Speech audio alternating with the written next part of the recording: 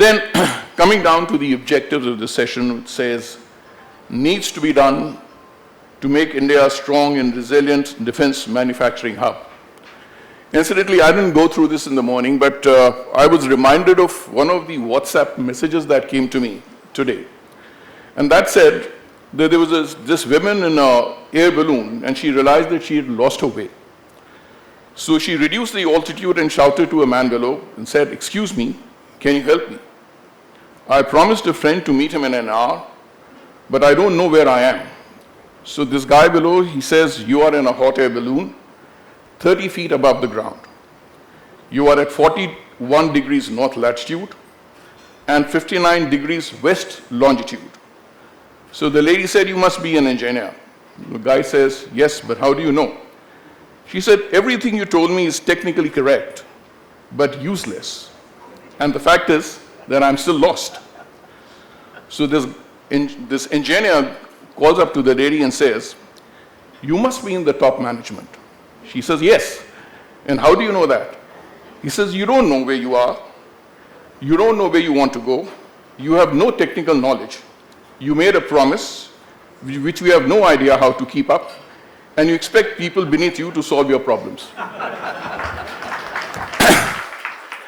So, I will try and put forth the views that I've been able to analyze and what actually needs to be done insofar as making India strong is concerned.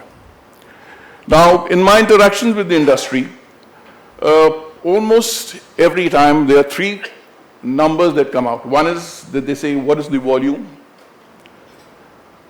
The second V is the velocity. I mean, how many of these pieces you want in a particular year? And then for how long are you going to want it? Because that is what they want.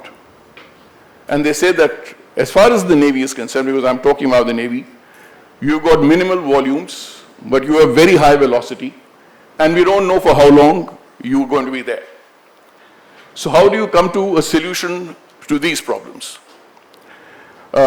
Well, as far as what the Navy needs is concerned, I think this is the right forum for me to advertise that on 22nd and 23rd of November, we're having a seminar along with CII that's called NAVARMS, where we're going to discuss exactly what all the Navy needs insofar as weapons, missile systems, ammunition, and explosives.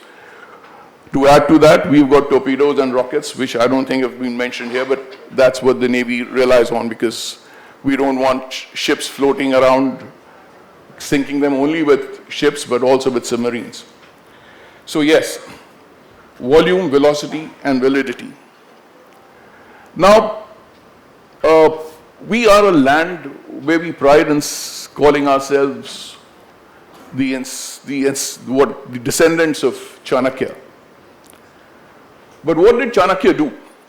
When he was bringing up Chandragupta, he started giving him these low doses of poison so that Chandragupta could one day take in huge amounts of poison. So that's the kind of planning that Chanakya was doing. And that is the kind of thought process that the industry has to have. I mean, we can always say that this is what I want. But then all of us know that this is what you can get in the present circumstances. And how do you make the best of what you can get? You could be an inactive organization. You could be a reactive organization. Somebody would say you could be a proactive organization. But I say, why can't you be an interactive organization? Why can't we actually shape the environment and say that this is what it is? I was talking to Mr. Kalyani just a few hours ago, if I could say. And he said he's made this beautiful ultralight howitzer. Americans, we all look up to. But Americans were, they used to come out with this something called QDR, which came every once in 4 years, which now they have replaced with National Defense Strategy, which came out sometime in August this year. And I was going through this National Defense Strategy of theirs, and they talk about something, technology innovation. That's what they're going to look at. Now, I'm not the word used is innovation, the word used is not invention. So we are not looking at inventing new technologies. What's important is that what you have, how can you innovate and deliver the goods that are required out of it. Now, leaving aside the big players who can invest a lot of money, when you come to this issue of volume, velocity, and validity, one thing that's been bothering me all along is that everybody wants to do everything under the sun. Whereas, if you look abroad, there's a turbine that used to drive the erstwhile Sea Eagle missile.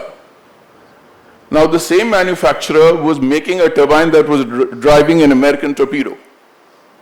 So you had these islands of success, and they would bridge amongst themselves and make a formidable archipelago. This is something which none of us, I don't think, have really explored. Because whenever I talk to a person, I will get this technology from abroad, we'll be able to give you everything under the sun.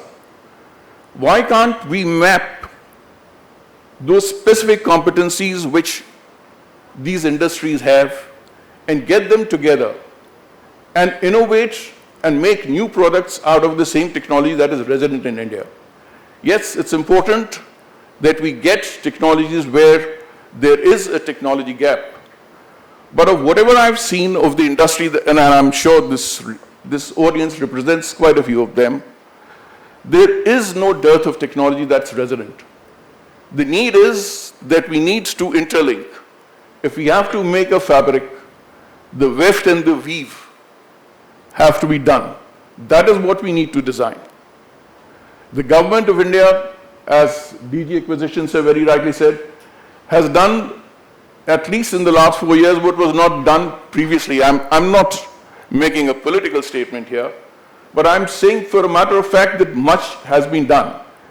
And I don't say that this is enough and nothing more can be done or should be done. Well, it should be done. But then, what is it that we can do today? The Make-II has come in, and as far as the Navy is concerned, as far as the armament of weapons is concerned, we are absolutely open. Whatever we are not able to get, either through import for whatever reasons, or otherwise, we are trying to put it in Make-II, and we are inviting the industry to come in and see how fast they can give it to us. As far as we are concerned, the problems that the Army has with trials, those kind of tribulations do not exist with the Navy. We are able to get your product right through in a much shorter time frame. And this, at least I can promise to all of you from this forum, that once your product is ready, within a matter of 4 to 5 months, we should be able to type approve it. But yes, we will have to work towards it, and that's very important. And we proved to them that the material which they rejected when we supplied, because it was rejected by a NABL accredited lab, we proved to them that lab is wrong. Okay, so the industry who spends so much of money in creating the infrastructure, why the reliance on the industry is not there? As far as the lab with NABL accreditation going wrong is concerned, now you would know that any NABL accredited lab has to get its product revalidated through at least 2 or 3 other agencies. So we expect the procedures of a NABL accredited lab to be absolutely bang on.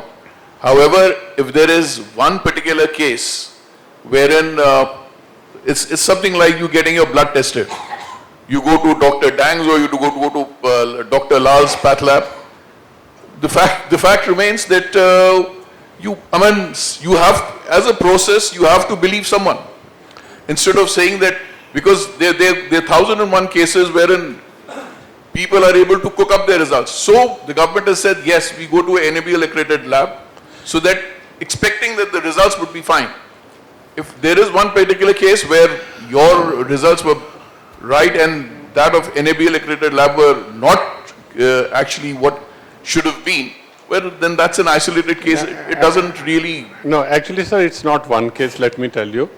The issue is beyond that. You see, each buying equipment does not give them the capability to test the way it has to be tested. There is again a technology that goes into testing of the material also.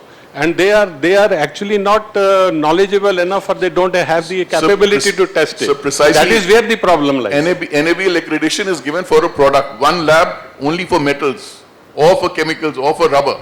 That's how NABL works. But